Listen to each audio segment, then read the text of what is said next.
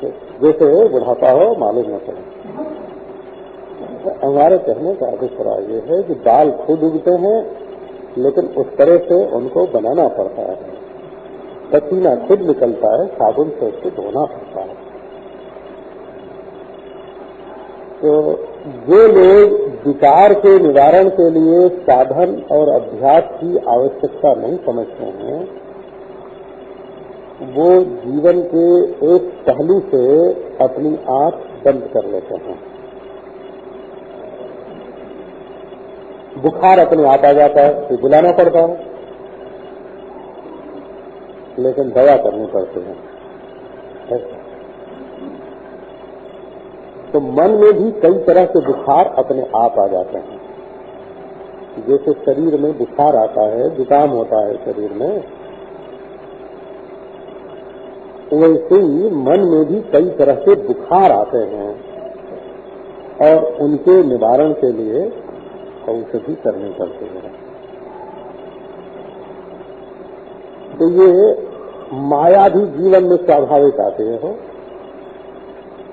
माया, छल, कपट, दंभ, तो इनके निवारण के लिए सत्य की आवश्यकता होती है।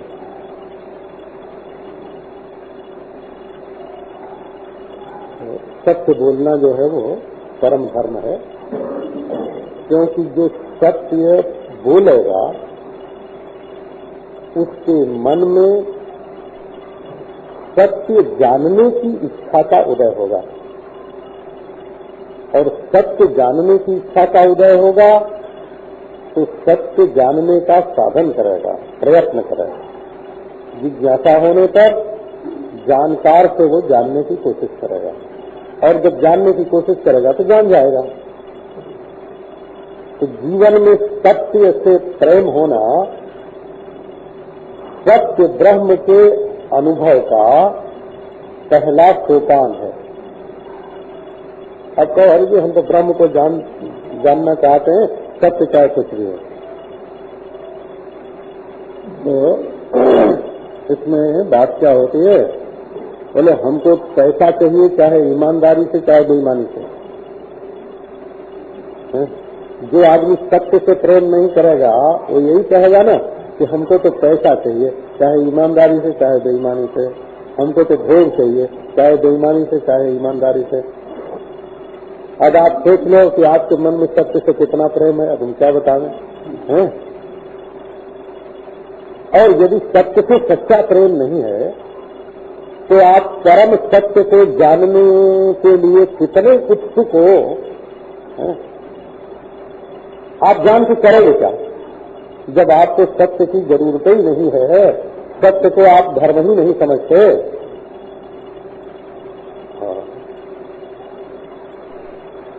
तो सत्य भाषण पर आपने बहुत सारे व्याख्यान सुने होंगे।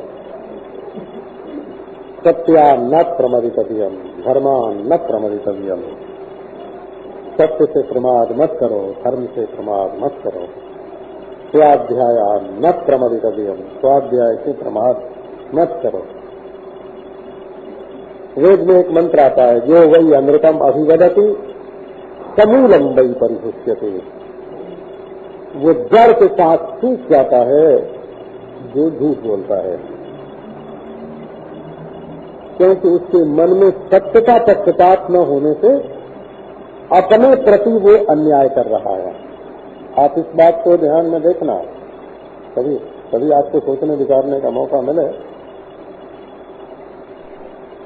आप सत्य को बहुत महत्व देते हैं। कैसे? तो आप अपनी पत्नी से चाहते हैं कि हमसे सच बोले, अपने पुत्र से चाहते हैं कि सच बोले, पति से चाहते हैं कि सच बोले, माँ बाप से चाहते हैं कि सच बोले, पड़ोसी से चाहते हैं कि सच बोले, गांव से चाहते हैं कि सच बोले, हैं? आप किसी का झूठ बोलना पसंद नहीं करते हैं। ये आपकी अंतरात्मा है कि नहीं है? आपकी अंतरात्मा की मांग ये है कि दुनिया में आपसे सच सच बोले।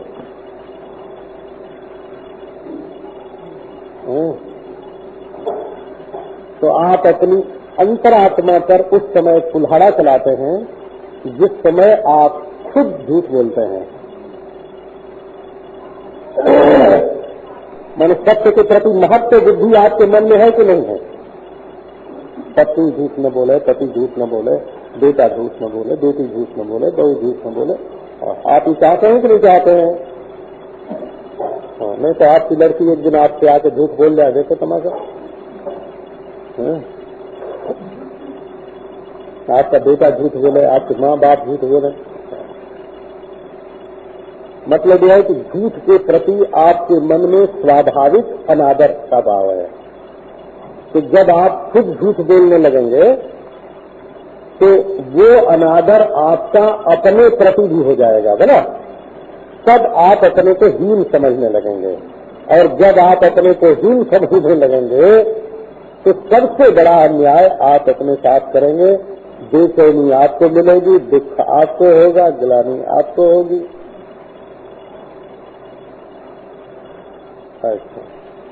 और फिर आप कहेंगे कि हम ईश्वर को पाना चाहते हैं, तो सवाल होगा कि क्या सचमुच? तो हम सत्य को जानना चाहते हैं, अरे सचमुच? क्योंकि आपने अपनी आत्मा की मांग को, अपनी आत्मा के स्वभाव को झूठ बोलकर आपने दबा दिया, अन्याय किया। अब हमको तो ब्रह्म का निरूपण करना है आपको, है ना? आपको सत्य बोलने पर तो कोई समझो हाई स्कूल होता तो उसमें सत्य बोलने पर हम भाषण करते हैं। हाँ, ऐसे ऐसे चुटकुले मालूम है कि आप सुन के न रहे। सत्य की महिमा में झूठ बोलने में जो दोष है उससे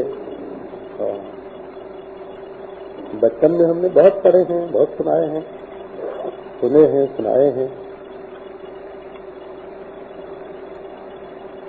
तो अच्छा, दूसरे को तकलीफ पहुंचा के आप अपने को तकलीफ पहुंचाते हैं, दूसरे का धन चुरा के अपने को चोर बनाते हैं। जिस समय आप ये समझते हैं कि हमारा सुख हमारे अंदर नहीं है, हमको ये चीज मिलेगी तब हम सुखी होंगे, ये भोग मिलेगा तब हम सुखी होंगे, ये आदमी मिलेगा तब सुखी होंगे, उस समय आप क्या कहते होते हैं? उस समय आप क्या करते होते हैं? उस समय आप ये कहते होते हैं कि मैं दुखी हूँ, मेरे अंदर सुख का अभाव है। जब ये आदमी मिलेगा, जब ये भोग मिलेगा, जब ये वस्तु मिलेगी, जब ये क्रिया करने को मिलेगी, तब हम सुखी होंगे। आप अपनी आत्मा के साथ न्याय करते हैं ये? आपका आत्मा सहज सुख रूप है। दुनिया की किसी चीज के बिना आप रह सकते हैं, किसी आदमी के बिना रह सकते हैं, किसी भोग के बिना रह सकते हैं, किसी क्रिया के बिना रह सकते हैं। आपने अपनी स्वतंत्रता पर अपने हाथ से कुल्हाड़ा मारा जब आपने अपने को पराधीन कर दिया, अपने को गुलाम बना दिया। यही तो वेदांती कहते हैं कि ब्रह्म हो के अपने को गुलाम बनाते फिरते हो। तो बोले ये सब चर्चा, वेदांत की चर्चा करना, ये सब क्या बोलते हो? तो इसलिए बोलते हैं कि यहाँ जो यम का प्रसंग है ना, झूठ न बोलना, दूसरे को तकलीफ न पहुंचाना,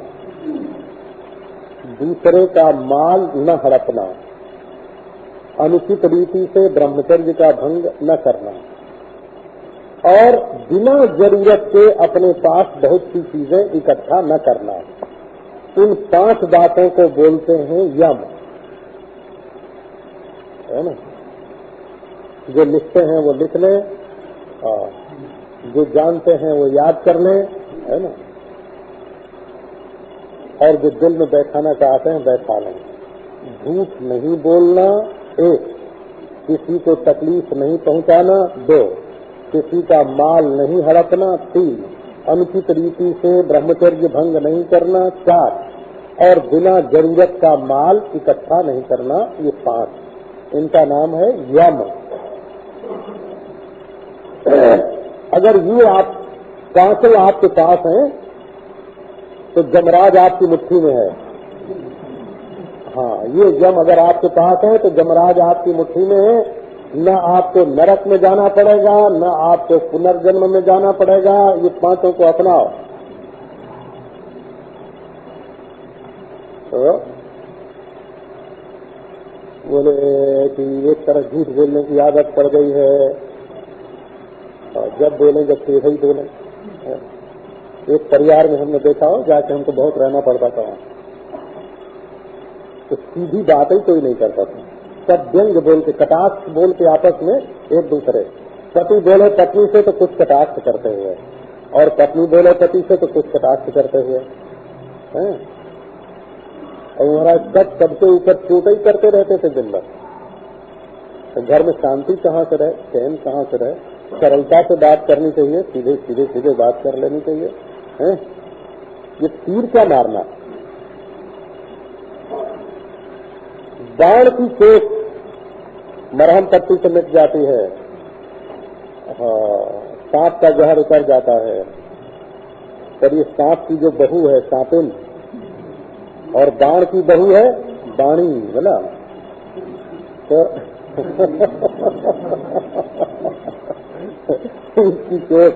इसकी चोट नहीं दूर होती। अरे बोलो तो वही शक्कर में घोल के, मीठा बोलो, तकलीफ लगता है। तो आदत से बोले महाराज आदत बिगड़ गई। तो आदत बिगड़ गई है तो करने से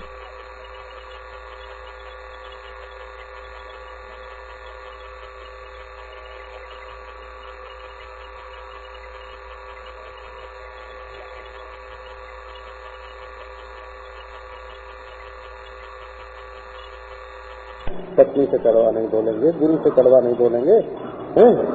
आदमी सुन लो, अनजान आदमी से कड़वा नहीं बोलेंगे। हंस के बोलते हैं ना। हमको एक महात्मा ने बताया था कि अगर अपना दुश्मन मिल जाए सामने और उसको हाथ जोड़ के पहले और मुस्कुरा के बात करो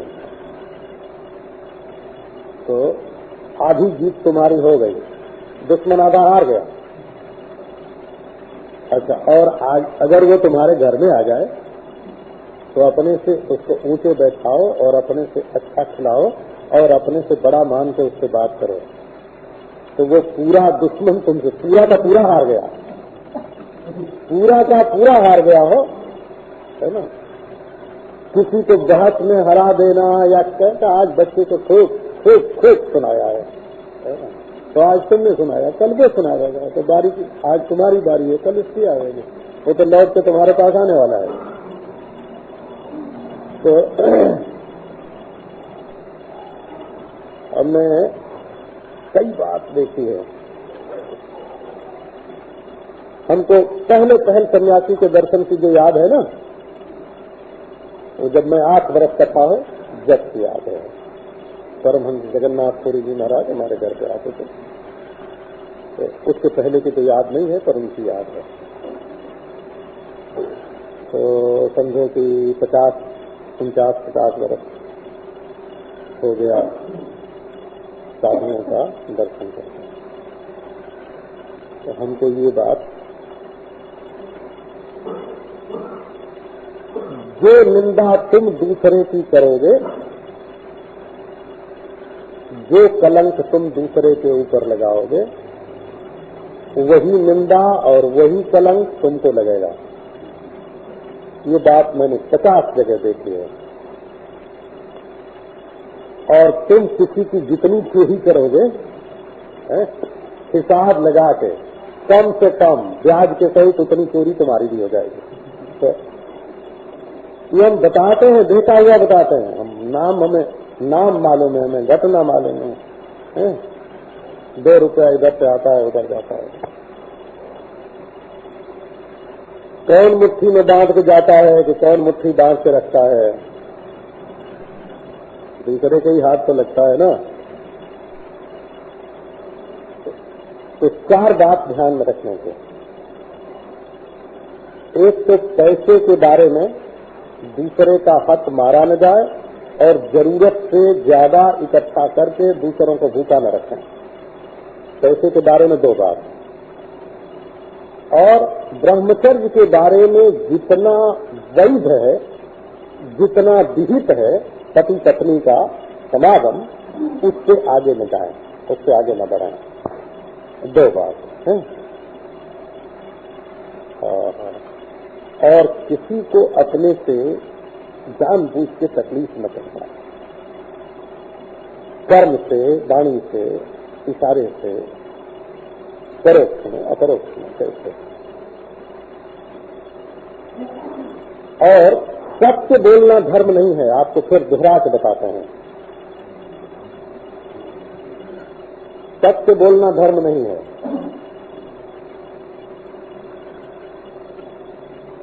झूठ न बोलना धर्म है। इसको आप इसका फर्क समझ लें। ये नहीं कि आप एकांत में कमरे में पति पत्नी रहे हैं और बाहर निकले तो पड़ोसी ने पूछा क्या कर रहे थे, है ना, तो आप बता दें कि एकांत में पति पत्नी क्या कर रहे थे, उसका विवरण दें कि हम सच बोलते हैं, झूठ नहीं बोलते हैं। तो इसकी जरूरत नहीं है ना। तो आपकी तिजोरी में कितना रुपया है ये किसी के पूछने पर सच बोलकर बताने की जरूरत नहीं है, परंतु झूठ मत बोलिए।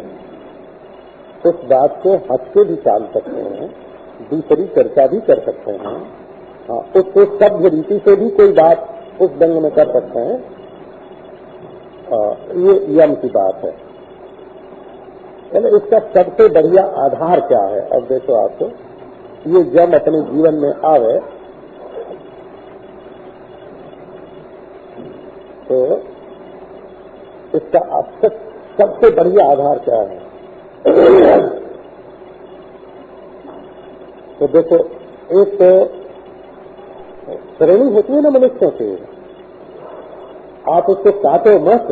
ये मत कहो कि दुनिया में बच्चे नहीं होते, तो दुनिया में मूर्ख नहीं होते, दुनिया में पागल नहीं होते, दुनिया में अनपढ़ नहीं होते, दुनिया में निर्बुद्धि नहीं होते। ऐसा मत बोलो। ये भी दुनिया में रहते हैं और उनके जीवन में भी धर्म की आवश्यकता है। सच वो भी बोलेंगे तो जरूरी है ना, तकलीफ दूसरे तो वो न पहुंचाने, ये भी तो जरूरी है ना, तो वो भी चोरी चमारी न करेंगे तो जरूरी है ना। तो आप यदि ये कहो कि सब ब्रह्मज्ञानी हो जाएं और फिर सच्चा यम उनके जीवन में आ जाए, ये तो आप मनोरथ कर सकते हो, होना तो सत्य नहीं है।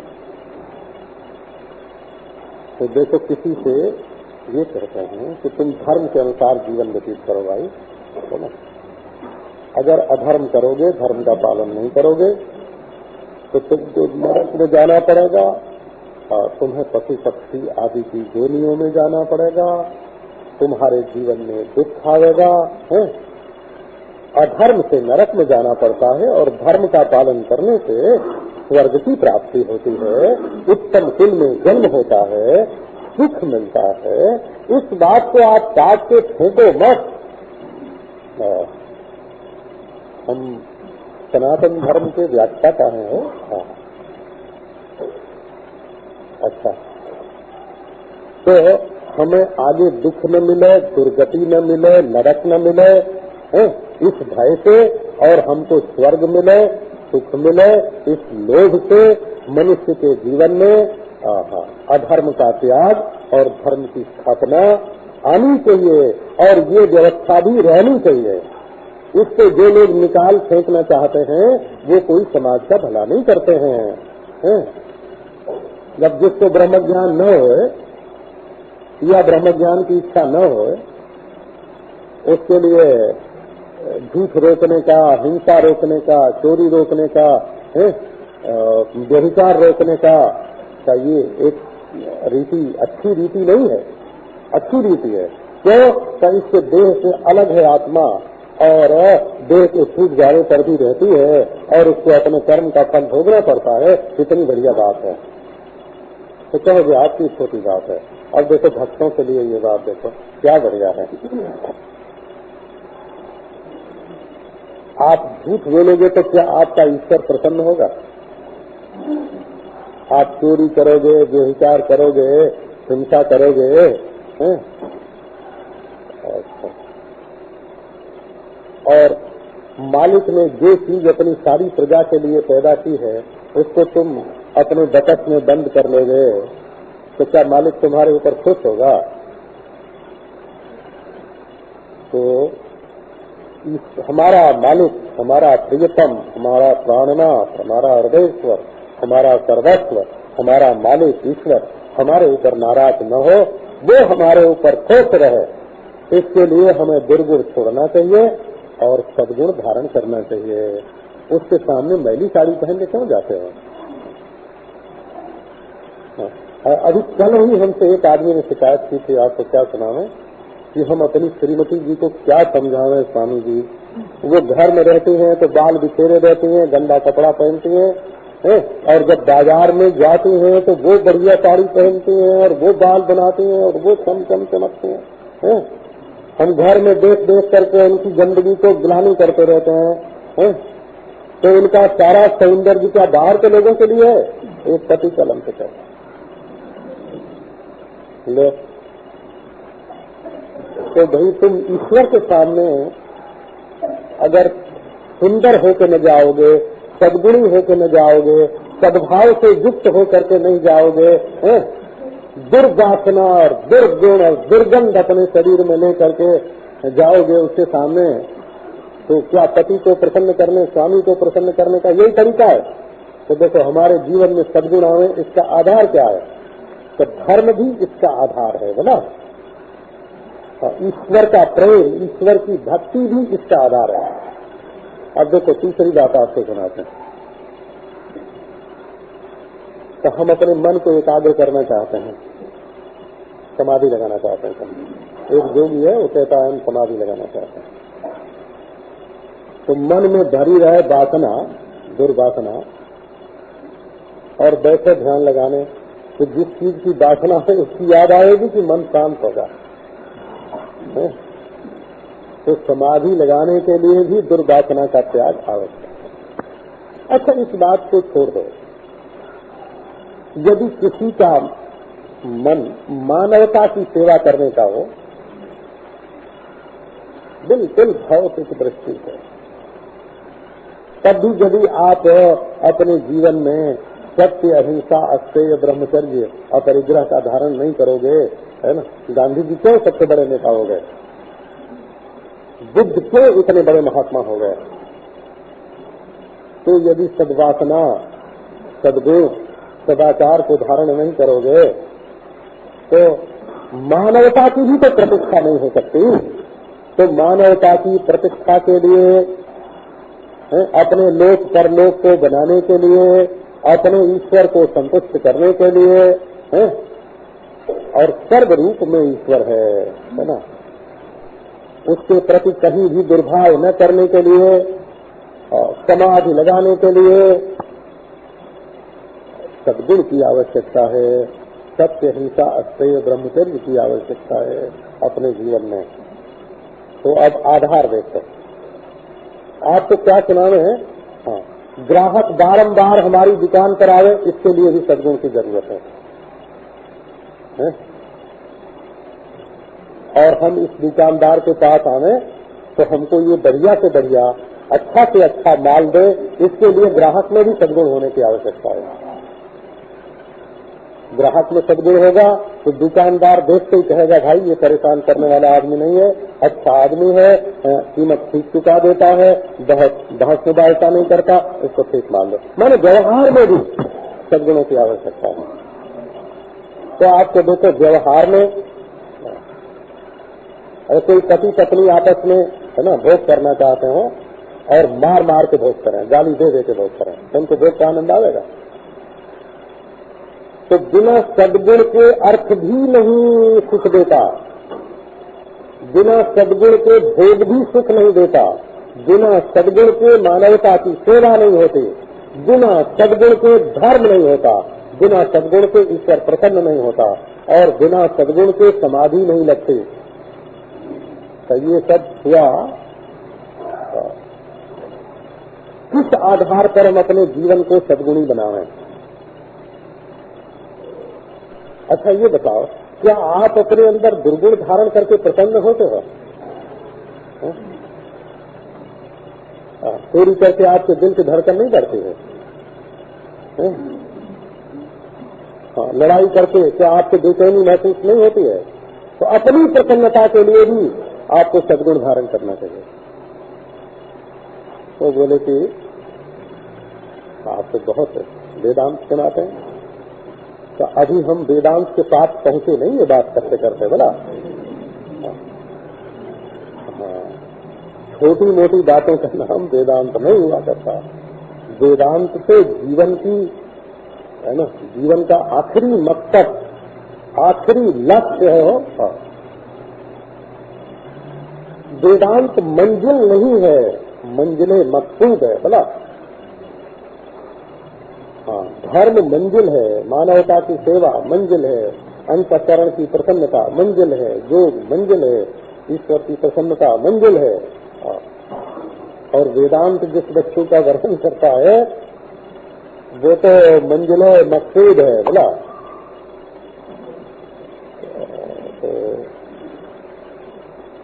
सर्वं ब्रह्मेति विज्ञानात् इंद्रियग्राम संयमः यमो यमिति संप्रोक्तो ध्यसनीयो मुहुर्मुहुः। सर्वं ब्रह्मेति विज्ञानात्, आधार देखो ये इसका ब्रह्म है। अब जरा इसके फलितार्थ पर ध्यान दो। जो भीतर है वही बाहर है, जो बाहर है वही भीतर है। अच्छा, तब आप परमात्मा सत्य की प्राप्ति के लिए समझो, अर्थ की प्राप्ति के लिए, भोग की प्राप्ति के लिए, प्रतिष्ठा की प्राप्ति के लिए, लोक परलोक की प्राप्ति के लिए आप बाहर क्यों जाते हो? जैसे आपके घर में अगर रोटी बनी है, खाना है, तो आप भीख मांगने क्यों जाते हो दूसरे के घर कि हमको रोटी दो? ये बात आपके ध्यान में आ गई ना? है? यदि घर की रोटी से गुजर हो जाता है तो बाहर आप रोटी मांगने के लिए क्यों जाते हो? तो जब बाहर जाने से कोई विशेषता नहीं होती, केवल तकलीफ, जाने की तकलीफ हुई, वासना की तकलीफ हुई, मांगने की तकलीफ हुई, अपने को गरीब कंगाल बताने की तकलीफ हुई, हाय हाय हमारे घर में रोटी नहीं है, एक पैसा जब तक है तब तक क्यों दूसरे से मांगते हो? ये तो हुई लोक की बात ना। हम कहते हैं कि जब वही परमानंद जो समाधि में है, वही परमानंद जो वैकुंठ में है, वही परमानंद जो स्वर्ग में है? वही जब तुम्हारे हृदय में विद्यमान है, तो भोग करने की, कर्म करने की तकलीफ क्यों उठाते हैं? बाहर की वस्तु प्राप्त करने से हमको आनंद होगा, हमारे भीतर आनंद नहीं है, ये कंगाली क्यों दिखाते हो? तो सर्वम ब्रह्मेति का अर्थ क्या हुआ, है ना? जिसके बारे में तुम्हारा ख्याल ये है कि यहाँ नहीं है वहाँ है, वो गलत है। सर्वम ब्रह्म का ये अर्थ हुआ, जिसके बारे में तुम्हारा ये ख्याल है कि यहाँ नहीं है वहाँ है, यहाँ नहीं है स्वर्ग में है, यहाँ नहीं है अमेरिका में है, बराबर? इसमें, इस व्यक्ति में नहीं है, सामने वाले में है। स्त्री में नहीं, स्त्री कहती है हम में नहीं है, पुरुष में। पुरुष कहता है हम में नहीं है, स्त्री में है। बोले भीतर नहीं है, चक्कर में है ना? यही ना? बोले ये तुम्हारा विज्ञान अधूरा है। जो स्त्री में है, जो पुरुष में है, जो चक्कर में है, जो धन में है, जो अमेरिका में है, जो स्वर्ग में है, जो वैकुंठ में है, जो नारायण में है, जो समाधि में है, वो कहाँ है? तो वो पहले से ही तुम में ही मौजूद है, तो वो तुम ही हो। तो तकलीफ उठाने की जरूरत, कितनी सीधी सादी बात है। इंद्रिय ग्राम संयम तो हो, इंद्रिय ग्राम, इंद्रियों का गांव है ना। 7 घर की बस्ती हो गई तो गांव हो गया कि नहीं हो गया? हमारे गांव में 7 ही घर थे पहले, ब्राह्मण, है ना। 7, जिस छोटे गांव में मेरा जन्म हुआ है ना। और ईंट की दीवार किसी की नहीं थी, बोला, किसी की दीवार में उस समय ईंट नहीं लगी। अब तो पक्के मकान है ना। हाँ, उस समय किसी के दीवार में ईंट नहीं थी, किसी के मकान के ऊपर छत नहीं थी।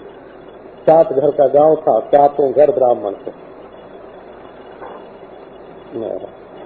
तो 7 घर हो गया तो गांव हो गया, गांव का नाम था। तो इस शरीर में 2 आँख हैं, 2 कान हैं, 2 नाक हैं, मुंह है, त्वचा है, हाथ है, पांव है? इसमें पानी बहाने का तनाला अलग है, शौचालय अलग है? इसमें खाना पकाने की जगह अलग है, बटलोई का मुंह अलग है, कलसी अलग है। देखो ये हाथ तो कलसी है ना। हाँ, ये चम्मच है, चम्मच ईश्वर का बनाया हुआ चम्मच है।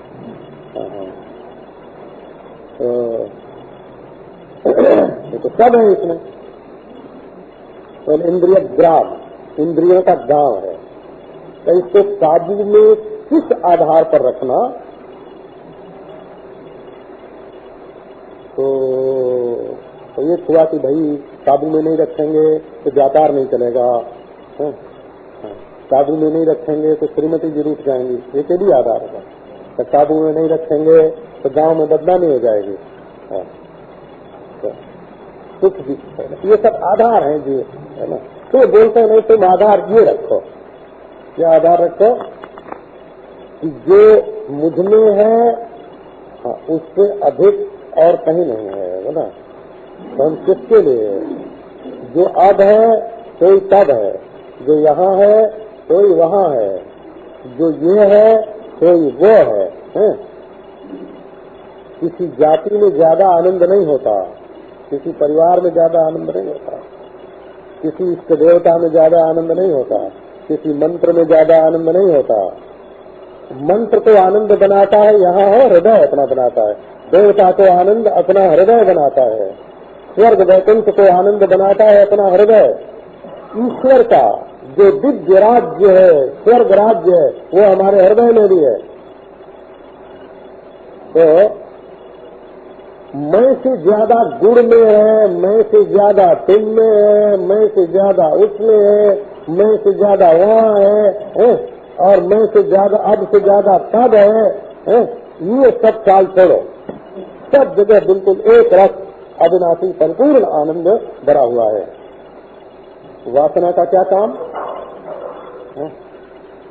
जब वही चीज है, ये प्यास गड़बड़ करती है हो।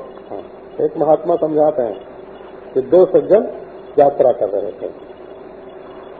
एक को लगी प्यास, तो जब प्यास लग गई तो दूसरा पानी चाहिए। बोले कुआं कहाँ है? तो कुएं पर गए। बोले रस्सी चाहिए, बाल्टी चाहिए, गिलास चाहिए। तो गांव में गए, वहां से ले आए, ला के पानी सींचा, आहा बड़ी तृप्ति हुई। दूसरे से पूछा कि क्यों भाई तुम? बोले हम तो तृप्त हैं भाई, हम तो पानी पी के आए, हम तो ऐसे ही तृप्त हैं। तो अब जिसको अतृप्ति है उसको गांव में जाना पड़ा, बाल्टी लानी पड़ी, पानी खींचना पड़ा, पीना पड़ा। तब वो उस अवस्था में पहुंचा, इस अवस्था में जिसको प्यास नहीं थे, है ना। तो असल में तृप्ति जो है वो आत्मा में सहज है, आनंद सहज है, रस सहज है, बोला। और कुछ खटपट करने के बाद तुम अपने को आनंद में अनुभव करो, ये तो तुम्हारी आदत की बात है। और बिना खटपट करके ही मजा में मगन रहो, तो ये बात दूसरी है। तो सर्वम ब्रह्मेति विज्ञानात्, जो आत्मा है सोई परमात्मा है, अरे जो मर्त्य लोक है वही स्वर्ग लोक है ना, जो पाताल लोक है वही ब्रह्म लोक है। एक ही वस्तु सब में भरी हुई है। फिर इंद्रियों को चंचल करने की कोई जरूरत नहीं है, भोग के पराधीन करने की कोई जरूरत नहीं है, किसी के लिए प्यास से तड़फड़ाने की कोई जरूरत नहीं है, कहीं व्याकुलता की कोई आवश्यकता नहीं है। बोले भाई आदत पड़ गई है, क्या करें? आदत पड़ गई है। आपने सुना होगा ना, आदत से आदमी लाचार होता है।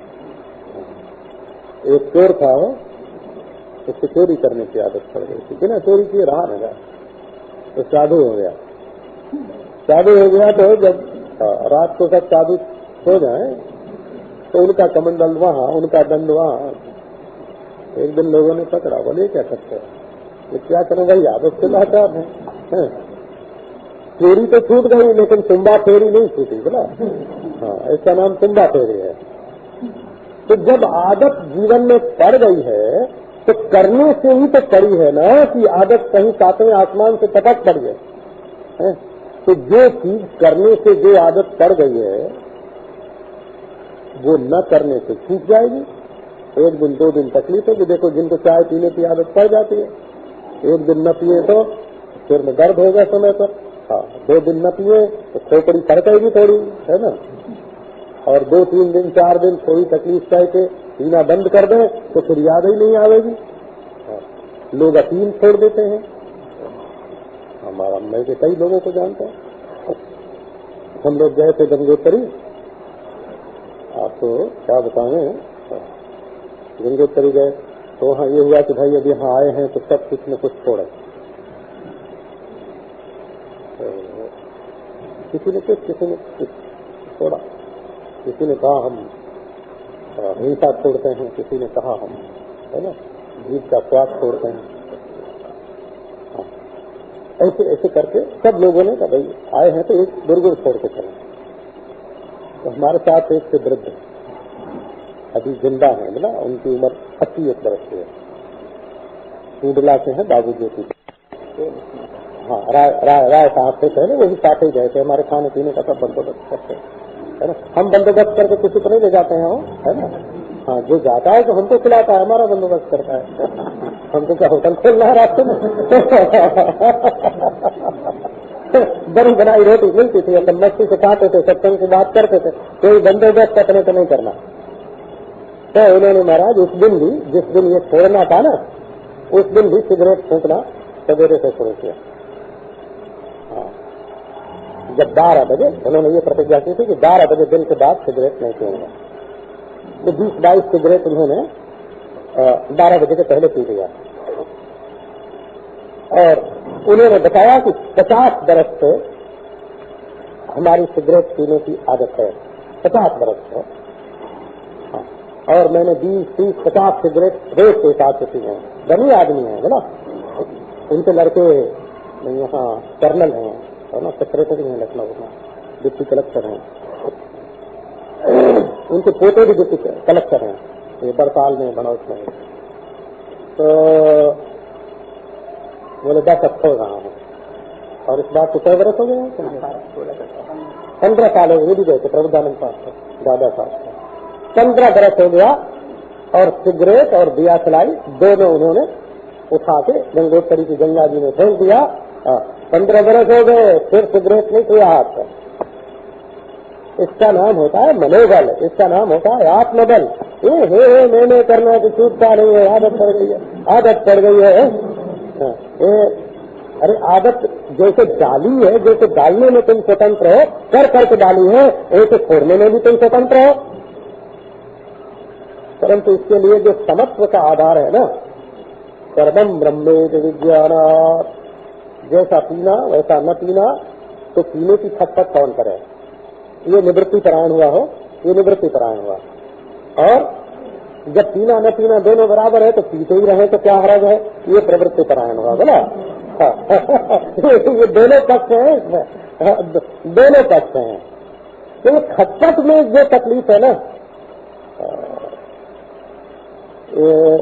भोग में कितनी खटपट है, कमाई में कितनी खटपट है, दूसरों को काबू में रखने में कितनी खटपट है, सब ब्रह्म है ना।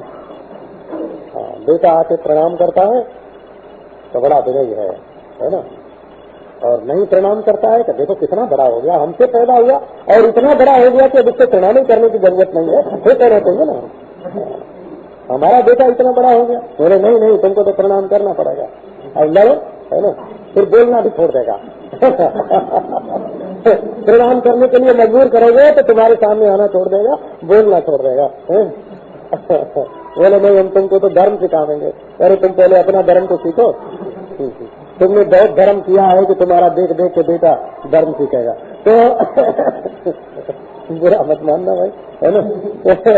सर्वम ब्रह्मेति विज्ञानात् यो विभावा, यो विभावा, प्रणाम किया तो विनयी है, और प्रणाम नहीं किया तो बड़ा हो गया। हाँ, हमारा बेटा इतना बड़ा, किसी के सामने सिर काहे को झुकाओ, आते रहे तो हमारा बेटा सर्वम ब्रह्मेति ज्ञानात्, इसका नाम होता है सर्वम ब्रह्मेति।